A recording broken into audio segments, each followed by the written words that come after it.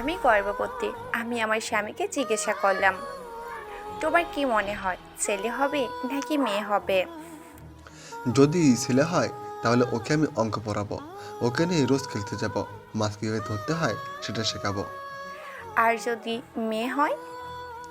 আর যদি মেয়ে হয় তাহলে তাকে কোনো কিছু শেখানোর দরকার নেই। কেন? কারণ আমার মেয়ে আমাকে দ্বিতীয়বার নতুন করে সব কিছু শেখাবে। কি পড়তে হবে, কীভাবে খেতে হবে, কোথায় কি বলতে হবে না বলতে হবে। একদিক থেকে দেখলে সে আমার দ্বিতীয় মায়ের মতোই। আমি তার জন্য কিছু করতে পারি আর না পারি, সে আমাকে চিরদিন নিজের হিরো মনে করবে।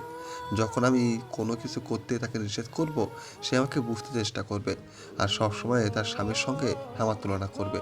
সে যে বসে পৌঁছাক, সারা জীবন এটাই চাইবে যে আমি তাকে একটা বেবি ডলের মতোই ভালোবাসি। মেয়ে বলে সে আমার জন্য পুরো সংসারের সাথে লড়াই করবে। যখন কেউ আমাকে দুঃখ দেবে, সে তাকে কোনো দিন ক্ষমা করবে না। তার মানে হচ্ছে তোমার মেয়ে তোমার জন্য যা কিছু করবে তা তোমার ছেলে করতে পারবে না। সেটা না, এমন হতে পারে আমার ছেলেও এসব করতে পারে, কিন্তু সে শিখবে।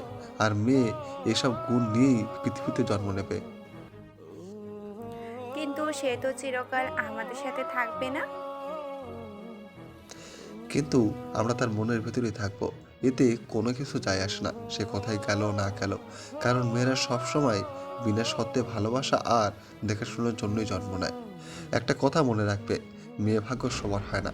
যে ঘর সৃষ্টিকর্তার পছন্দ হয় সেই ঘরেই মেয়ের জন্ম হয়।